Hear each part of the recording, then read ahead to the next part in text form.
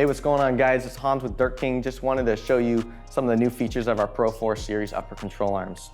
Most notably, we've got the Proforce series ball joint in these now from Probearing.